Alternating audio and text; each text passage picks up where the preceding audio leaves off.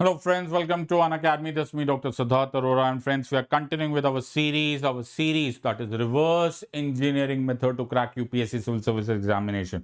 तो ये एक रिवर्स इंजीनियरिंग मेथड क्यों अप्लाई किया गया, क्यों समझाया गया, ये मैं पहले 5 वीडियोस में एक्सप्लेन कर चुका हूं ना। उन 5 वीडियोस को एक्सप्लेन करने का मकसद ये था कि बहुत सारे हमारे एस्पिरेंट फ्रेंड्स मेहनत करते हैं, बहुत टाइम देते हैं, पैसे लगते हैं, वक्त लगता है, मेहनत लगती है, तुम्हारा गोल्डन पीरियड लग रहा होता है, लेकिन फिर भी बहुत सारे लोग एस्पिरेंट्स जो होते हैं उनको इस एग्जाम में सक्सेस नहीं मिलती। उसका रीजन ये नहीं होता कि तुम्हारे पास टैलेंट नहीं है, उसका रीजन ये नहीं होता कि तुमने हार्ड वर्क नहीं किया होता या तुमने कोई ऐसे कमी पेशी कर दी होती है।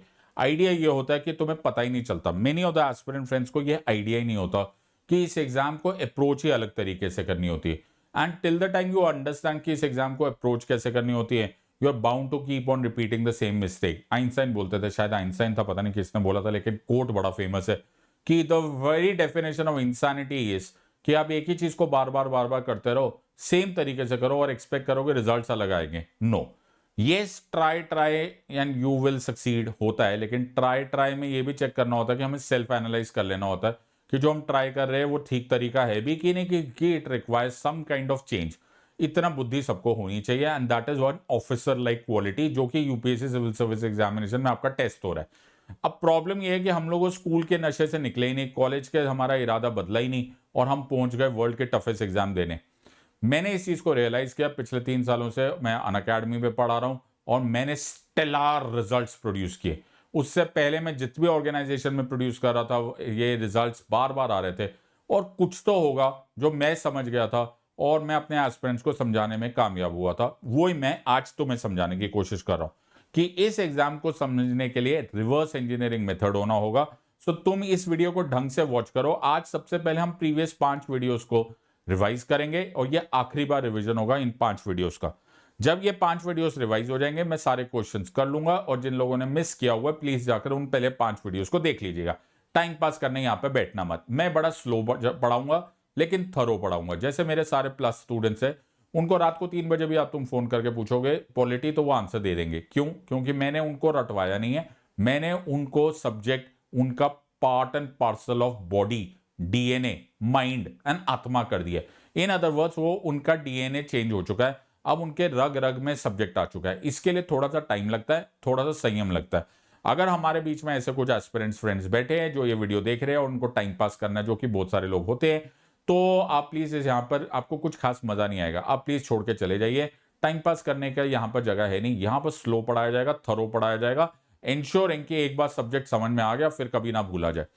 दोज ऑफ यू जो यहाँ पर बैठना चाहते हैं तो वो शाहरुख खान की बात मान ले कि होले होले से दुआ लगती है, होले होले से दवा लगती है, हम धीरे धीरे जाएंगे। So I am doctor Siddharth Arora. Unacademy की दुनिया में मुझे मेरे कोड सेड लाइव SIDLIVE के नाम से जाना जाता है। ये कोड अन अकेडमी की लार्जेस्ट टीम बना चुका है। In other words team said live Unacademy की लार्जेस्ट टीम है। तुम अगर सेड लाइव कोड यूज करोगे तो तुम्हें एक ह्यूज डिस्काउंट इमीडिएटली मिलेगा और तुम इस लार्जेस्ट टीम के पार्ट बन जाओगे। ये है टेलीग्राम चैनल, मेरा टेलीग्राम चैनल, जिस पर मैं पॉलिटी, गवर्नेंस, इंटरनेशनल रिलेशन से रिलेटेड जो भी मुझे इंफॉर्मेशन होती है मैं इस पर शेयर करता हूं। तुम्हारे पास मोबाइल कैमरा है तो तुम इस कोड को भी स्कैन कर सकते हो। इस कोड को स्कैन करोगे तो भी तुम मेरे टेलीग्राम चैनल पर पहुंच जाओगे, and I think it is a great opportunity for you to be able to connect on this part. We are on Unacademy, the largest online learning platform in India, और बहुत जल्दी भगवान ने चाहा तो largest online learning platform in the world बन जाएंगे। Reason इसलिए क्योंकि हम तुमको 24 कैरेट रॉक सॉलिड प्रिपरेशन करवाते हैं और लास्ट डे तक साथ देते हैं with the best of the best educators from all over India. और ये सिर्फ पॉलिटी की बात नहीं हो रही, ये हर सब्जेक्ट की बात हो रही है। इकोनॉमी है, हिस्ट्री है, ज्योग्राफी है, प्रीलिम्स, मेंस, ऑप्शनल, इंटरव्यू तक हम तुम्हें स्टेलर मेथड देंगे। रिवर्स इंजीनियरिंग मेथड जो इस वीडियो में है वो है क्या?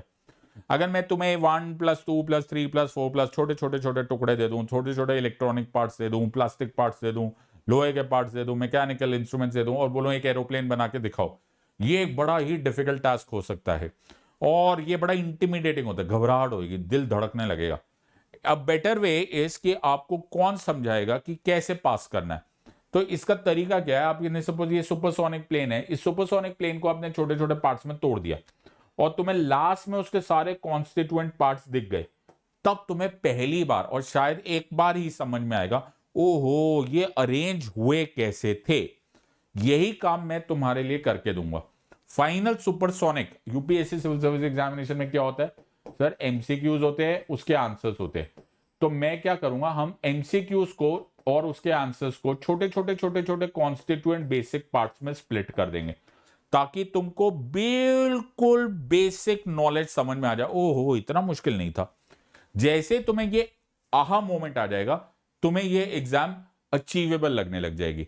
टाइम लगेगा लेकिन हो जाएगा, ऐसा मेरा विश्वास है। हमारे मेंस टेस्ट सीरीज में से आया था, जिनको नहीं विश्वास है जाके चेक कर लीजिए। और अगर तुम ज्वाइन करना चाहते हो तो please use the code said live. अब हमारा है रिवीजन टाइम। तो मैंने पार्ट 1 में 5 क्वेश्चंस किए थे, पार्ट 2 में 5 क्वेश्चंस किए थे, पार्ट 3 में 5 क्वेश्चंस किए थे, पार्ट 4 में 5 क्वेश्चंस किए थे, पार्ट 5 में 5 क्वेश्चन किए थे। 25 क्वेश्चन किए थे। हर क्वेश्चन को मैंने 60 सेकेंड्स दिए थे।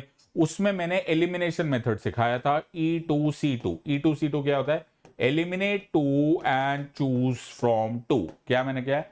Eliminate 2 choices and choose from 2 choices. तो ये मैंने E2C2 मेथड बनाया था और ये सिखाया था।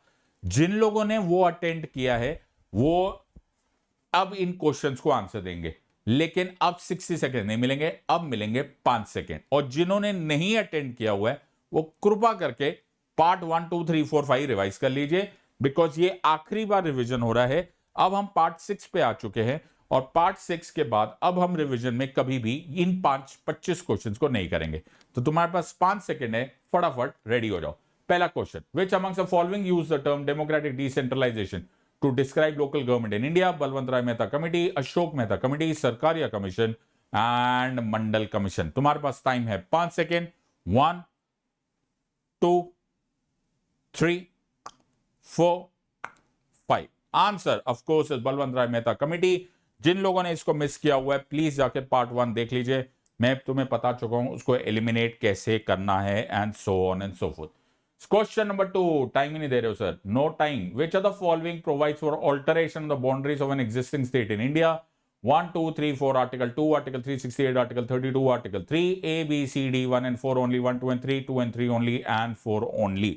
जिन लोगों ने इसको मिस किया है वो लोग एक बड़ा अच्छा क्वेश्चन मिस कर रहे हैं। प्लीज जाके उस वीडियो को देख लीजिए, तुम्हें समझ में आ जाएगा कि ये क्वेश्चन एलिमिनेशन से कैसे करना है। बाकी लोगों के लिए जिन्होंने अटेंड किया हुआ है, 1 2 3 4 and 5।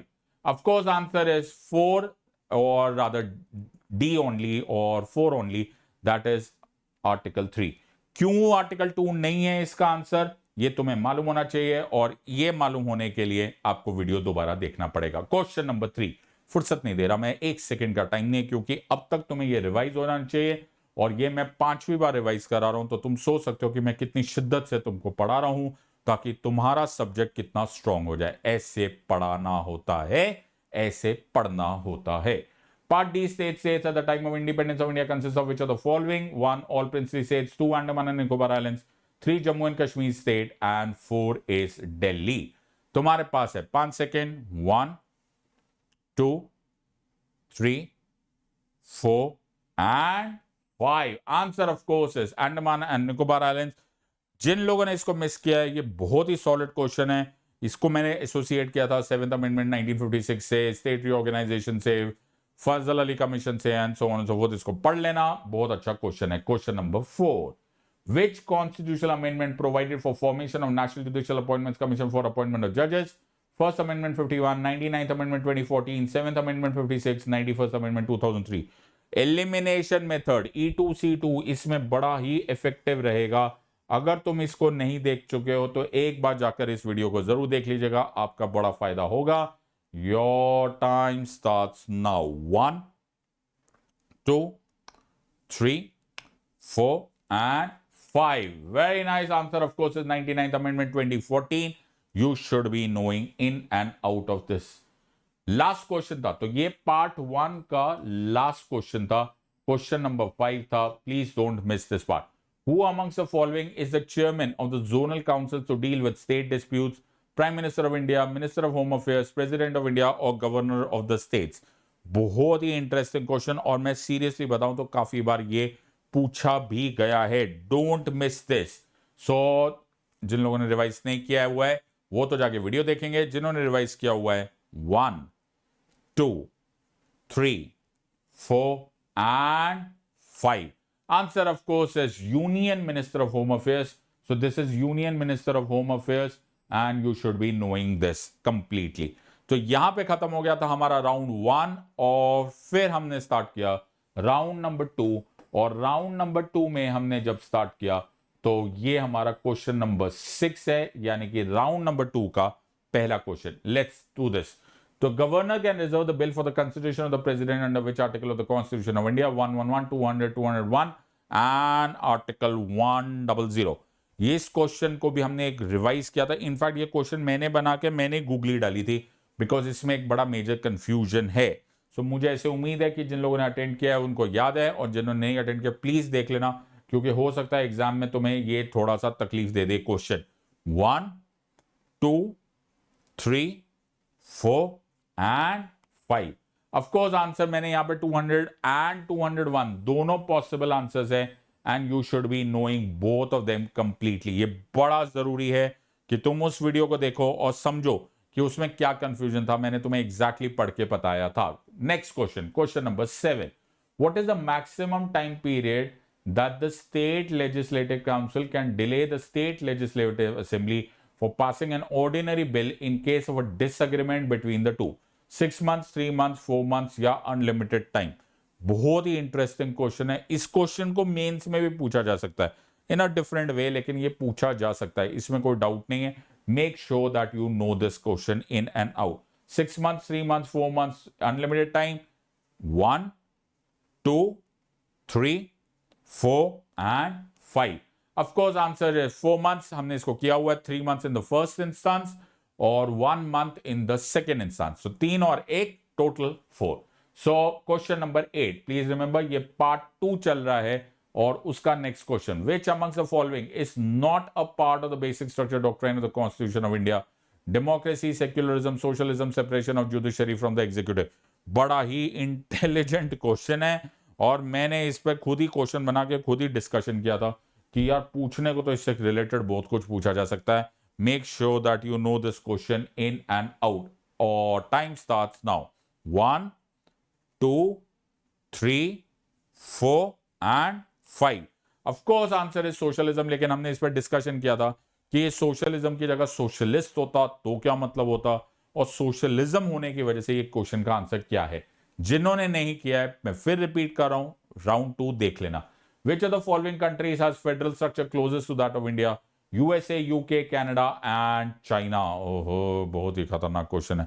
बहुत सारे लोग ये क्वेश्चन में ट्रैप में फंसते हैं बिकॉज उनकी इंट्रिकेट नॉलेज होती नहीं, वो ऊपर ऊपर से पढ़ रहे होते हैं. हैपहैजर्ड इमोशनल प्रिपरेशन चल रही होती है. अगर तुम ऐसा कर रहे हो तो तुम्हारे लिए मुश्किल है. राउंड नंबर 2 के वीडियो देख लेना और जिन लोगों ने अटेंड किया है 1 2 3 4 and 5. Answer of course is Canada. और ये बहुत ही इंटरेस्टिंग थॉट प्रोसेस है. ये भी मेंस का क्वेश्चन हो सकता है, क्वासी फेडरल स्ट्रक्चर क्या होता है. और राउंड नंबर 2 का पार्ट नंबर 2 का ये लास्ट क्वेश्चन था, द 10th क्वेश्चन. अब हम इस सीरीज में इन क्वेश्चंस को रिवाइज नहीं करेंगे, ये लास्ट रिवीजन है. Constitutional provisions with respect to tribunals were added by which amendment act? 42nd Amendment 676, 44th Amendment 78, First Amendment 1951, 99th Amendment 2014. बहुत ही सॉलिड क्वेश्चन है and I am sure that you should be knowing this. और tribunals फिर से मैं बोल रहा हूं, ना सिर्फ ये प्रीलिम्स के लिए बट मेंस के लिए भी बहुत ही इंपॉर्टेंट क्वेश्चन है. Please don't miss this question. So question number 10 answer of course 1 2 3 4 and 5. Answer of course is 42nd Amendment 1976, Article 323 capital A and Article 323 capital B. And I'm sure you'll be able to do this part. So बहुत ही interesting. यहां खत्म हो गया हमारा part 2 और अब start हो गया हमारा पार्ट 3. पार्ट 3 में क्वेश्चन नंबर 11 यानी कि पहला क्वेश्चन हम कर रहे हैं. ये आखिरी बार रिवाइज हो रहा है, अब रिवाइज नहीं होगा.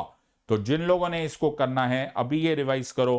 और देखो मैं 4-5 बार रिवाइज कर रहा हूं. यूट्यूब में मैं तुम्हें इतनी शिद्दत से पढ़ा रहा हूं तो सोचो प्लस क्लासेस में कितना ड्रिल कर देता हूँ. तो जिनकी शिद्दत है, जिनके जिंदगी में सपना ये है कि उन्होंने इस एग्जाम को क्रैक करना है, वो प्लीज मेरे पास आइए. और सिड लाइव कोड यूज करके आइए, मैं तुम्हें बताता हूँ 24 कैरेट रॉक सॉलिड प्रिपरेशन होती क्या है। टाइम पास करने के लिए मत आना। Which of the following laws are not under the functional umbrella of NGT, National Green Tribunal? Air Prevention and Control of Pollution Act, Water Prevention and Control of Pollution Act, Environment Protection Act of 1986 and Wildlife Protection Act of 72.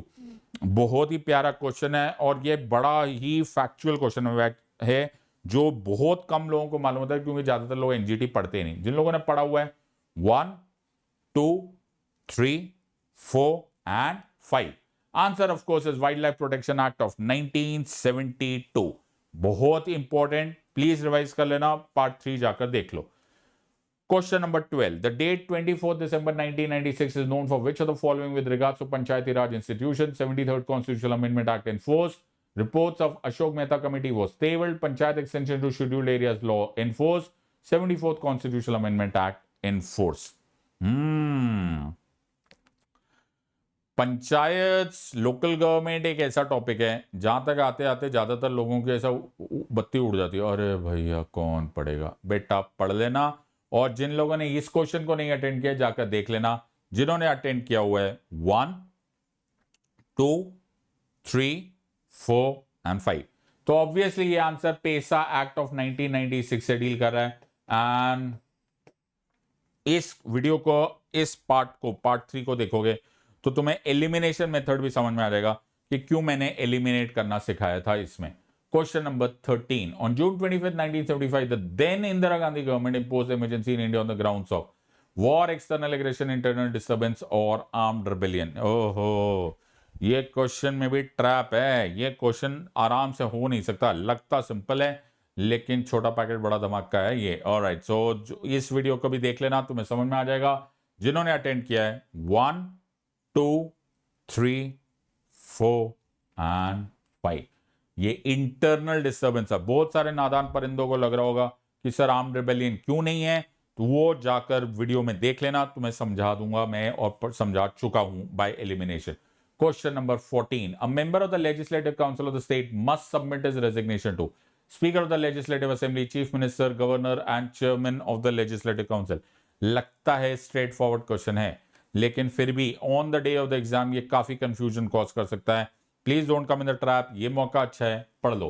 And जिन लोगों ने revise किया हुआ है 1, 2, 3, 4 and 5, बहुत ही interesting question. ये chairman of the legislative council is the answer. It has got nothing to do with speaker of the legislative assembly. Question number 15, यानी कि ये पार्ट 3 का लास्ट क्वेश्चन है। Question number 15. Which of the following statements are correct? Law made by the parliament for a particular state during the president's rule can continue to be operative even after the president's rule is ended. Maximum period prescribed for the president's rule in state is 2 years. President's rule can restrict the powers of the high court of the concerned state. 2 only, 2 and 3 only, 1 and 3 only, and 1 only. बहुत ही solid question है और elimination से ये किया जाना चाहिए। So answer of course, मैंने time बताया भी नहीं, मुझे उम्मीद है तुमने आंसर दे दिया था। Answer is 1 only. ये बहुत ही इंटरेस्टिंग क्वेश्चन है और प्रेसिडेंट्स रूल इमरजेंसी ये जरूर पढ़ लेना। यहां पर खत्म हो गए हमारे 3 राउंड्स, ये चौथा राउंड हमारा स्टार्ट हो रहा है, पार्ट 4। जिन्होंने वीडियो नहीं अटेंड किया जाकर देख लेना, बड़ा जरूरी है। Which type of majority is required by each house of the parliament to impeach the president? A, majority of 2/3 present and voting members, majority of 2/3 of the total membership of the house, majority of 2/3 present and voting members plus absolute majority and effective majority. A, B, C and D. बहुत ही solid questions. In fact मैं plus classes में जैसे ही parliamentary process पढ़ाना start करता हूं, सबसे पहले मैं इन्हीं एस्पेक्ट्स को पहले पढ़ा देता हूं। मेजोरिटी क्या होती है, वोटिंग कैसे होती है, स्पेशल मेजोरिटी क्या होती है, and so on and so fourth. ऐसे मौके जाने नहीं देने होते। और टाइम स्टार्ट्स नाउ। 1, 2, 3, 4 and 5.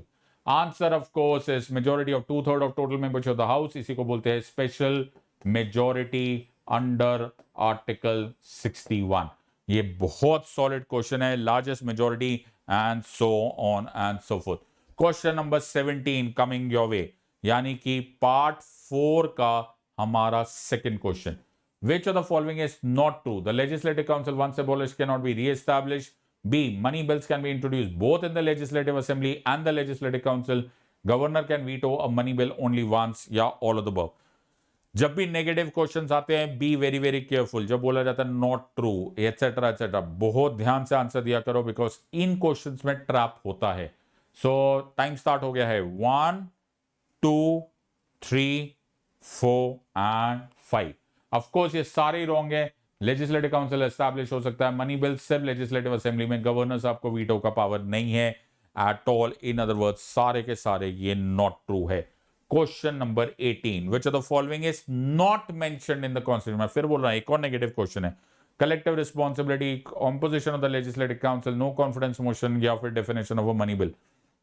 ये क्वेश्चन भी बड़ा सॉलिड क्वेश्चन है and I am sure you should be able to think about this very well. इसके लिए भी एक बहुत डीप नॉलेज होनी चाहिए, intense knowledge of the constitution, जो मैं प्लस क्लासेस में क्यों सिंप्लीफाई कर लेता हूं, क्यों इंटरेस्टिंग बना लेता हूं, ताकि तुम्हें ये ऐसे क्वेश्चंस आंसर दे पाए.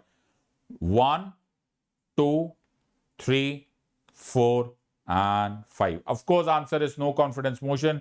ये rule 198 of ROP COB of Lok Sabha में है and it has got nothing, no mention of such in the constitution. Question number 19, ये part 4 of this series का second last question है.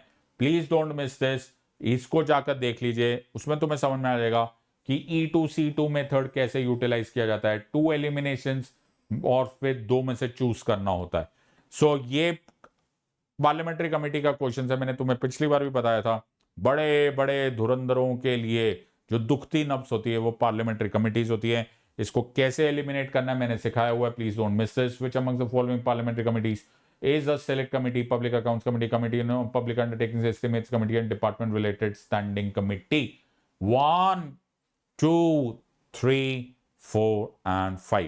Of course, answers is the estimates committee, and you should be knowing in and out of these types of questions. Very nice. Question number 20. Which amongst the following is or are considered as court of record according to the Constitution of India? Court of record, judiciary, ये सब headliners है. You should never miss this question. और ये question, ये elimination का एक solid formula है. Okay, बिना क्वेश्चन का आंसर जाने पूरी तरह से भी तुम इसको आंसर दे सकते हो. Time starts now. 1 2 3 4 and 5. Of course answer is high court. अगर इसके साथ सुप्रीम कोर्ट होता तो भी आंसर साथ में हो जाता. तो high court and supreme court ये दोनों ही आंसर हो जाते. यहां पर खत्म हो गया है हमारा राउंड 4. राउंड 5 का पहला क्वेश्चन आ रहा है. जिन्होंने मिस किया है प्लीज इसको देख लीजिएगा. ये राउंड 5 का क्वेश्चन नंबर 1 है. Which of the following is known as Interpol of India? CBI, NIA, military intelligence and रॉ. मैं ज्यादातर एस्पिरेंट्स को जानता हूं जो यहां तक इतनी इंटेंसिटी तक कभी पढ़ते ही नहीं. वो बेचारे पढ़ ही नहीं पाते. उनको पहले ही सब्जेक्ट इतना गोल गोल हो जाता है कि सब कुछ ही गड़बड़ लगने लगता है. लेकिन ये क्वेश्चन टॉपर मटेरियल तक पूछा जा सकता है. और जिन्होंने इसको अटेंड किया हुआ है, time starts now. 1 2 3 4 and 5. Of course, answer is CBI, Central Bureau of Investigation. Interpol का रिप्रेजेंट यानी कि जो नोडल ऑर्गेनाइजेशन है वो है CBI. Which article of the Constitution of India provides a joint session of the Parliament to attempt a resolution of deadlock between the two houses of the Parliament? 110, 108, 117, 111. ये भी video जाकर जरूर देखना, मैंने कैसे एलिमिनेट किया है और मैंने तुम्हें कैसे बताया है कि क्या कॉन्स्टिट्यूशनल आर्टिकल्स को हमें रटना पड़ेगा कि हम इससे समझ के काम चलता है, and so on and so fourth. Please don't miss all of these parts. ये बहुत ही इंटरेस्टिंग डिस्कशन हो सकती है. जिन्होंने अटेंड किया है 1 2 3 4 and 5. Of course, answer is Article 108 of the Constitution. और ऐसे क्वेश्चंस आते हैं और ये लेजिस्लेटिव प्रोसेसेस में भी पूछा जाता है. प्लीज रिमेंबर ये सब राउंड नंबर 5 के क्वेश्चंस चल रहे हैं एंड ये सारे के सारे तुमको आने चाहिए बिकॉज ये आखिरी बार रिवाइज हो रहे हैं. How many Anglo Indians can be nominated by the governor of the state to the legislative assembly according to article 331? 21016 of the total membership of the house. ये बहुत ही डेंजर क्वेश्चन है. Okay, because यहां तक तुमको historically कुछ events नहीं मालूम है, इन क्वेश्चंस को एड्रेस करना थोड़ा सा मुश्किल होता है अनटिल अनलेस तुम बिल्कुल ही ब्लाइंड गेस पे चले जाओ. जिन्होंने अटेंड किया है 1 2 3 4 and 5. Of course answer is 0 because ये पोजीशन चेंज हो चुकी है starting from 2020. Question number 24 round 4 का ये second last question. Which DPSP provides a direction to the state to encourage settlement of international disputes by arbitration? 44, 50, 51 and 39A. ये question एक बार civil service examination में थोड़े अलग शब्दों में लेकिन पूछा जाया जा चुका है. तो मैं सेम ही चीज को अलग तरीके से पूछ रहा हूं एंड आई एम श्योर कि तुम्हें इस तरह के आर्टिकल्स पूछे जाएंगे. जिन्होंने अटेंड किया है 1, 2, 3, 4 एंड 5. ऑफ कोर्स ये आर्टिकल 51 है, पीस वाला, इंटरनेशनल ऑब्लिगेशन वाला, ट्रीटी वाला, arbitration and so on and so fourth.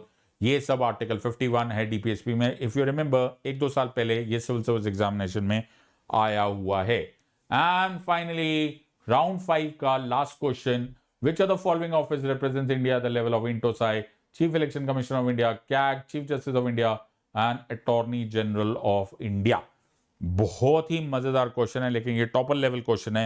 यहां तक आते आते ज्यादातर एस्पिरेंट्स पहुंचते ही नहीं बेचारे. ओके, वो तो पहले ही बह चुके होते, लेकिन मेरे स्टूडेंट्स यहां तक आएंगे और इसके ऊपर भी जाएंगे and we will ensure that you get a realistic chance of cracking this exam. जिन लोगों ने अटेंड किया हुआ है 1, 2, 3, 4 and 5.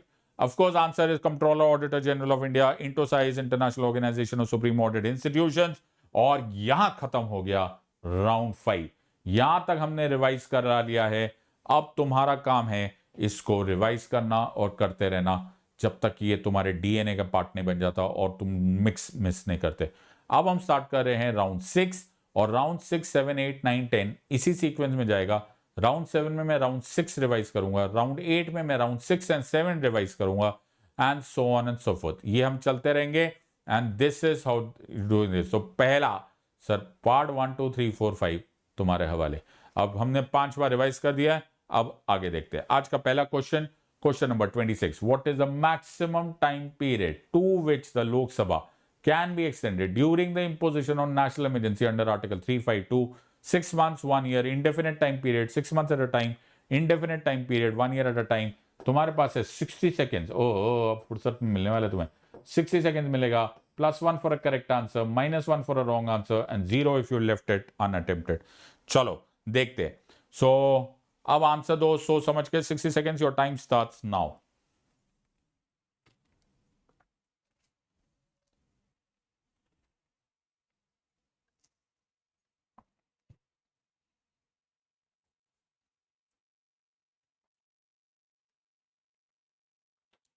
देखते हैं.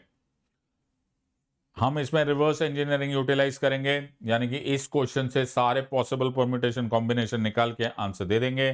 What is the maximum time period to which Lok Sabha. तुम्हारे पास बच गए हैं अबाउट 30 सेकेंड्स. सोच समझ के आंसर दो, फटाफट नोटबुक में आंसर दो, फटाफट कमेंट्स में आंसर दो. याद रखना बिल्कुल इरादा ऐसा होना चाहिए जैसे तुम एग्जाम में बैठे हो with the learning thought process. Time pass करने से कुछ नहीं होता, पूरा साल बर्बाद हो जाएगा. एक यूट्यूब वीडियो से दूसरे वीडियो में जाने में कोई फायदा नहीं होने वाला. पैसे बचाओ सर, सेल्फ स्टडी करेंगे, उससे कुछ फायदा नहीं होता अनटिल अनलेस तुम्हारे पास एक स्ट्रक्चर्ड मेथड ऑफ प्रिपरेशन हो.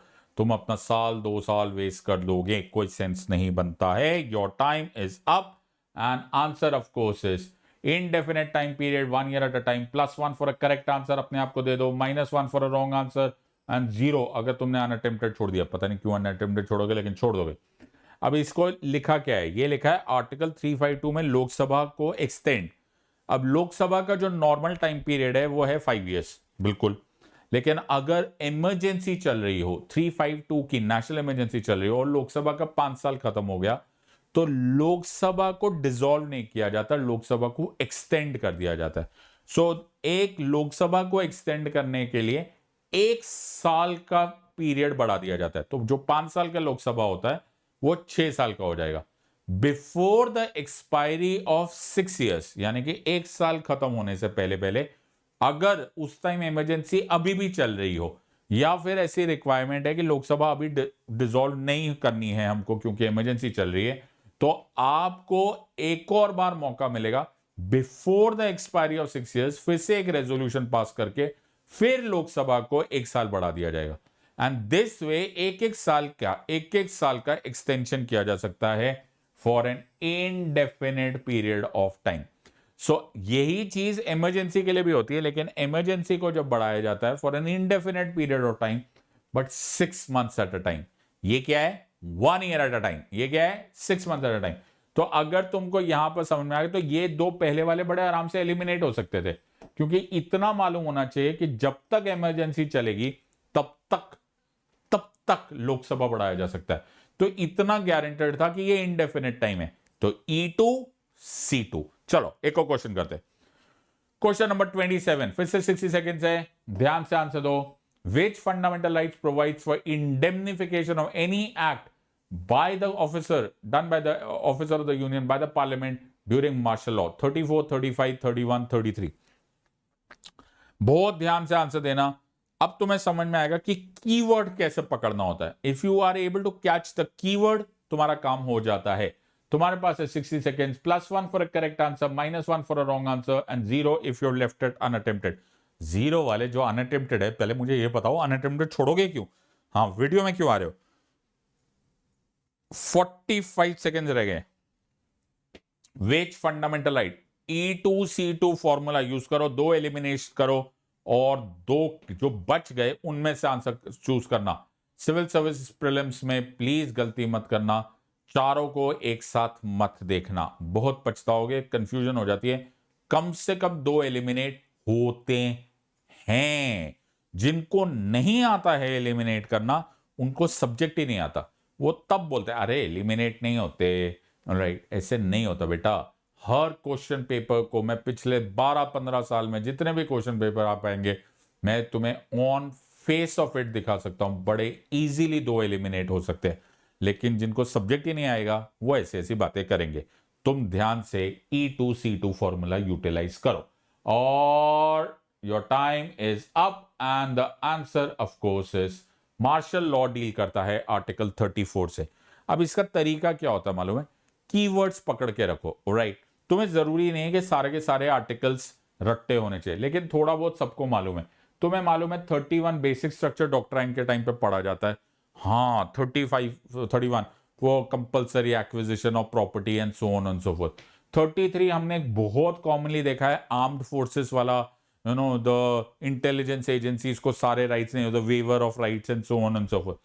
अब ज्यादा से ज्यादा कंफ्यूजन हो सकता है 34 एंड 35 से। Right, that is the maximum that you can get confuse. 2 elimination बड़े आराम से हो ही जाते हैं, इसीलिए कीवर्ड्स पकड़ो। खासकर जो मैं तुम्हें समझाऊंगा 25, 26, 27, 28, 29, 30, 31, 32, 33, 34 एंड 35। उसमें 32 तो याद रहता है, लेकिन यहां से थोड़ा सा कंफ्यूजन होने की कोशिश करो कि हटाओ। जैसे 21 freedom of 25 freedom of conscience, 26 management और religious affair, 27 taxation, 28 religious instruction, 29 cultural and education rights and so on and so forth. वहां तक जैसे जैसे जाओगे वहां थोड़ा बहुत हॉचपॉच होने की कोशिश करते हैं। कीवर्ड पकड़ के रखो। +1 for a correct answer, -1 for a wrong answer and 0 if you left it unattempted. Question number 28. Who amongst the following occupies office at the pleasure of the president? तुम्हारे पास है 60 seconds to answer this question. +1 for a correct answer, -1 for a wrong answer and 0 if you left it unattempted. CAG, governor, जज of the supreme court and UPSC chairman. Doctrine of pleasure बोला जाता है इसको, और हम इसको class में बड़े डिटेल में करते हैं। तुम्हारे पास बच गए हैं, चलो यार तुम भी क्या याद रखोगे, 50 सेकंड देता हूं मैं तुमको। ऑलराइट, 50 सेकंड है तुम्हारे पास। +1 for a correct answer, -1 for a wrong answer. पूछो, यहां पर पूछा who occupies office at the pleasure of the president. Occupies office चल रहा है। ऑलराइट, कैग, गवर्नर, जज of the supreme court, UPSC chairman. तो थोड़ा सा दिमाग जिसको डॉक्ट्राइन ऑफ प्लेजर मालूम है, वही आंसर दे पाएगा। और तुम्हारे पास टाइम है अभी तुम्हारे पास है 30 seconds to answer this question. सोच समझ के आंसर दो। 2 एलिमिनेट करो फटाफट कि कौन डॉक्ट्राइन ऑफ प्लेजर, यानी कि प्लेजर ऑफ द प्रेसिडेंट में हो नहीं सकता यार, इतना थोड़ा हो सकता है सर, ये तो ज्यादा ही हो जाएगा यार। क्या एग्जीक्यूटिव के मर्जी से कितने कितने कौन सा ऑफिस नहीं हो सकता? हाँ, ये वाली बात भी ठीक है, कौन नहीं हो सकता। ओके, वो हटा दो, बाकी सब अपने आप मिल जाएगा। Alright, so I am sure you will be able to do this and 5 second रह गए हैं। Let's go with the answer. Of course the answer is governor. बहुत सिंपल है। देखो, इसको एलिमिनेट कितने आराम से हो सकता है। प्लेजर ऑफ द प्रेसिडेंट पे जज ऑफ द सुप्रीम कोर्ट तो हो नहीं सकते 100%। कैग जो कि खुद ही फाइनेंशियल अकाउंटेबिलिटी कर रहे हैं, वो भी हो नहीं सकते। राइट, तो ये ऑटोमेटिकली सिंपल है, इनको रिमूव करने के लिए वैसे भी पार्लियामेंट्री अप्रूवल की जरूरत होती है, सो ऑन एंड सो फोर्थ। तो ये बड़े आराम से दो एलिमिनेट हो जाते हैं। अब देखो दूसरा तरीका भी इस वाले में काम कर जाएगा कि आपको एलिमिनेट करने की जरूरत ही नहीं। आपको मालूम है गवर्नर जो है वो appointee of the pleasure of the president है, एंड बड़े clearly mentioned in the constitution that he occupies the office of the pleasure of the president. In fact उनका जो ग्राउंड ऑफ रिमूवल है वो भी मेंशन नहीं है ठीक से कॉन्स्टिट्यूशन में। यूपीएससी चेयरमैन ऑफ कोर्स ये सिर्फ कंफ्यूजन के लिए दिया गया था, there was hardly anything in this question. अगर तुम ठंडे दिमाग से सोचोगे ना तो तुम और दो एलिमिनेट कर दोगे, अचानक तुम्हारा माइंड क्लियर हो जाएगा। एक और क्वेश्चन करके देखते हैं। So which are the following is और are non justiciable in nature. इसको चाहे तो तुम ऐसे कर सकते हो, non justiciable in nature, fundamental duties, fundamental rights, DPSP and preamble, 1 and 2 only, 1 and 3 only, 1, 3 and 4 only, 1, 2 and 3 only. पहले ये मालूम होना चाहिए कि जस्टिसिएबल होता क्या है, तब तुम इसका क्वेश्चन का आंसर दे पाओगे। तुम्हारे पास बच गए हैं 40 seconds to answer this question. 40 seconds है, आराम से आंसर हो जाएगा, कोई टेंशन की जरूरत ही नहीं। Which of the following is और are non justiciable. Non justiciable, पहले अपने आप को बोलो जस्टिसिएबल। एक बात याद रखना, एग्जाम में जब भी नेगेटिव वर्ड आ जाए, not true, untrue, not correct, not there, non justiciable, non votable, हमारा माइंड कंफ्यूज होने के लिए तैयार होता है, बोलता खड़ा हो गया भैया हमारा दिमाग, ओहो अब हम होंगे कंफ्यूज पक्का। डोंट वरी, पहले नॉन जस्टिसिएबल की जगह जस्टिसिएबल सोचो। इनमें से जस्टिसिएबल कौन सा है और जस्टिसिएबल होता क्या है, पहले ये सोचो, अपने आप आंसर आने लग जाएगा। हमारा माइंड एविडेंस की दुनिया में, कोर्ट की दुनिया में बोला जाता है कि evidence must be positive in nature, तभी हमें पता चलता है, ताकि मैं ये साबित कर सकता हूं कि पॉजिटिव क्या है, इंस्टेड ऑफ मैं ये ना साबित कर पाऊं कि भैया है क्या नहीं। So non word, negative word हमारे को कंफ्यूज करने के लिए होता है। Don't get into this, and the answer of course is 1, 3 and 4 only. इसका इसका देखो कितने आराम से ये सिंपल से निकल जाता। अगर मैं ये 2 मिनट के लिए ये वर्ड हटा दूं और सीधा बोल दूं ये जस्टिसिएबल। जस्टिसिएबल मतलब which can be directly enforced by the courts of law. बेटा तुम्हारी लग गई है लॉटरी, ऐसे किसी ने नहीं पढ़ाया होगा तुमको, directly enforceable by the courts of law. तो डायरेक्टली एनफोर्सेबल सर ये है, ये नहीं है, ये नहीं है, ये नहीं है, तो हमें मालूम पड़ गया ये जस्टिसिएबल है, तो ऑटोमेटिकली ये नॉन जस्टिसिएबल है, ये नॉन जस्टिसिएबल है और ये non justice. Low let's go very very very smartly. दिमाग को जितनी मदद कर सकते हो उतनी मदद करो। And this brings us to the last question of part 6 of this round. इसको पूरा फायदा उठाना और रिवाइज करना। Which of the following can not be considered as a part of the parliament as per the constitution of India? ओहो, ये question एक तरह से मैंने पहले भी पूछा हुआ है, लेकिन यू हैव टू अंडरस्टैंड कि who is a part of the parliament as per the constitution of India. President, Lok Sabha, Rajya Sabha and none of the above. Okay, which of the following. अब ये बड़ा अजीब सा क्वेश्चन है, देखो यहां पे फिर नेगेटिव है और यहां पर भी नेगेटिव है, नन ऑफ द अबव। ऐसे मैंने ऐसे पूछा, मतलब ये है neither A nor B nor C, ऐसे मैं पूछना ये चाहता था। ओके, सो इनमें से कौन सा है? यू हैव 20 सेकेंड और ले लो, फटाफट आंसर दे दो, no problem, and I am sure you will be able to answer this question very well. Okay, तो मैं फिर बोल रहा हूं, जब भी नेगेटिव क्वेश्चन आता है उसको पॉजिटिव में चेंज करो and you will be able to answer that question very well. And your time is up and answer of course is negative। देखो इसी को ये cannot हटाकर ये सोच लो कि who according to the constitution of India is a part of the parliament। Article 79 के अनुसार president of India, Lok Sabha and Rajya Sabha are part of the parliament. So who can not be a part of the parliament? अरे बाबा ये सारे होंगे। Are you understanding? Brain को शांत करो, you will be able to answer these questions very well. इसको कहते हैं reverse engineering method. I hope you have enjoyed this. ये हो गया हमारा round 6। I join you with round number 7। इसको रिवाइज करना। अब तुम्हें समझ में आ गया कि मेरा ये कोड सेट लाइव इतना फेमस क्यों हो गया, क्योंकि मैं पढ़ाता नहीं हूं, मैं तुम्हें सक्सेस की तरफ खींचता हूं। And that is what I want you to be. Please be a part of my plus classes. हमारे नए कोर्सेज आ रहे हैं, use the code set live and join us. मेरा ऑप्शनल का कोर्स भी चल रहा है, that is PSIR bilingual course. Please don't miss this. I will be very very happy to teach you. UPSC का ईपीएफओ का कोर्स भी Unacademy पे है. And if you want to join us, please don't waste a single more moment. You're a wise gang of students. Take a wise decision, but take it now. In the words of Unacademy, let's crack it. Until next time, God bless, thank you, and Jai Hind.